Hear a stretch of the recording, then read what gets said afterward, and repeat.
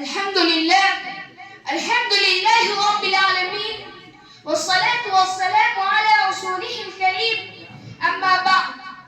أعوذ بالله من الشيطان الرجيم بسم الله الرحمن الرحيم وإذا الموءودة سئلت بأي ذنب قتلت صدق الله العظيم মাননীয় আজিৰ মাদ্ৰাসা ইটালী বাগানৰ সন্মানীয় সভাপতি মহোদয় মঞ্চত উপস্থিত মোটিভেশনাল স্পিকাৰ জনাব মনোৱাৰ জামান স্যাৰ আৰু মোৰ ভাই বন্ধুসকল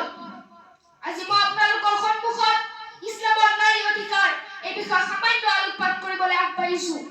বন্ধুসকল ১৫০০ বছৰ পূৰ্বে এনে এক সময়ত ইছলামৰ আবিৰ্ভাৱ হয় তেতিয়া আৰব ভূখণ্ডত কন্যা সন্তান জন্মগ্ৰহণ পিতৃৰ বাবে অপমানকাৰক হিচাপে গণ্য কৰা হৈছিল সেই সময়ত নাৰীসকল আছিল নিপীড়িত নিৰ্যাতিত আৰু কেৱল অৱহেলিত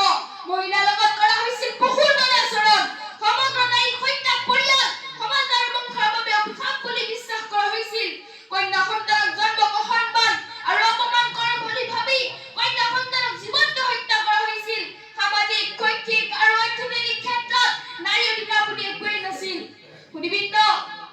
ইছলামৰ আবিৰ্ভাৱ হোৱাৰ লগে লগে ইছলামে নাৰীক সামাজিক শৈক্ষিক আৰু অৰ্থনৈতিক ক্ষেত্ৰত অধিকাৰ প্ৰদান কৰিছে নাৰীক পুৰুষৰ সমান মৰ্যাদা অধিকাৰ দিছে অত্যন্ত সন্মানজনক মৰ্যাদা দিছে নবী মুহাম্মদ সাল্লাল্লাহু আলাইহি ওয়াসাল্লামে স্বয়ং নাৰীসকলক শিক্ষা গ্ৰহণৰ গুৰুত্ব প্ৰতি বিশেষভাৱে দৃষ্টি ৰাখিছিল নবী কৰীম সাল্লাল্লাহু আলাইহি ওয়াসাল্লামে কৈছে প্ৰত্যেক মুছলমান নাৰীৰ বাবে জ্ঞান অৰ্জন কৰা ফৰজ হযৰত আবু হুৰায়ৰা ৰাদিয়াল্লাহু আনহু বৰ্ণিত এজন ব্যক্তি ৰাসূলুল্লাহ সাল্লাল্লাহু আলাইহি ওয়াসাল্লাম ওচৰত আহি ক'লে ইয়া ৰাসূলুল্লাহ মানৱত কোন মুছল সৰ্বোত্তম তেকলে তোমাৰ মা সাহাবে সুধিলে তাৰ পিছত কোন তেকলে তোমাৰ মা সাহাবে পুনৰ সুধিলে তাৰ পিছত কোন তেকলে তোমাৰ মা সাহাবে আকৌ সুধিলে তাৰ পিছত কোন এই ৰাসূলুল্লাহ সাল্লাল্লাহু আলাইহি ওয়াসাল্লাম উত্তৰ দিলে তোমাৰ পিতা বন্ধুসকল ইছলামৰ নাৰীসকলৰ অৱস্থানে সৰ্বোত্তম মৰ্যাদা দিয়া হৈছে মা হিচাপে স্ত্ৰী হিচাপে কন্যা হিচাপে ভগ্নী হিচাপে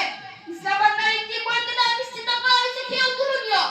যদি মহিলা তোমাৰ মা হয় তেন্তে ইছলামে কয় সেই মহিলা পৰিত্যাগ তোমাৰ জান্নাত যদি মহিলা তোমাৰ ছোৱালী হয় তেন্তে ইছলামে কয় দুই দিনে যদি ছোৱালীক দান পান কৰা যাবে আল্লাহে জান্নাত দিব যদি মহিলা তোমাৰ স্ত্ৰী হয় তেন্তে ইছলামে কয় পৃথিৱীৰ শ্ৰেষ্ঠ আৰু পবিত্ৰ সম্পদ হ'ল তোমাৰ স্ত্ৰী আৰু ইছলামে এইটোও কয় যে তোমালোকৰ ভিতৰত তেওঁ উত্তম যিয়ে নিজৰ স্ত্ৰীৰ ওচৰত ভাল যদি মহিলা তোমাৰ ভনী বা বাইদেউ হয় তেন্তে ইছলামে কয় দাদা বা ভাইটিৰ শ্ৰেষ্ঠ শিক্ষক তাৰ ওপৰত হাত তুলিবা ইছলামে কয় প্ৰতিগৰাকী মহিলা নিজৰ মা ভনী বা বাইদেউ দৃষ্টিৰে চাবা কামনাৰ চকুৰে চোৱাটো মহাপাপ ইছলামে কয় বিধৱা আৰু আশ্ৰয়হীন মহিলাক সহায়ৰ হাত আগবঢ়োৱাজন গোটেই দিশাই পালন কৰা সম পৰিমাণ পুণ্য লাভ কৰিব ইছলামে কয় যে এতিম ছোৱালীক লালন পালন কৰা দায়িত্ব লয় তেওঁ মৃত্যুৰ পিছত হুজুৰ মুহাম্মদ সাল্লাল্লাহু আলাইহি ওয়াসাল্লামৰ লগত একেলগে থাকিব মহান আল্লাহৰ ওচৰত দোৱা বিচাৰিছো যাতে আল্লাহে আমাক ইহকাল আৰু পৰকালৰ কামিয়াবি নসিব কৰে আমিন সুম্মা আমিন ওয়া আখিৰু দাওয়ানা আলহামদুলিল্লাহি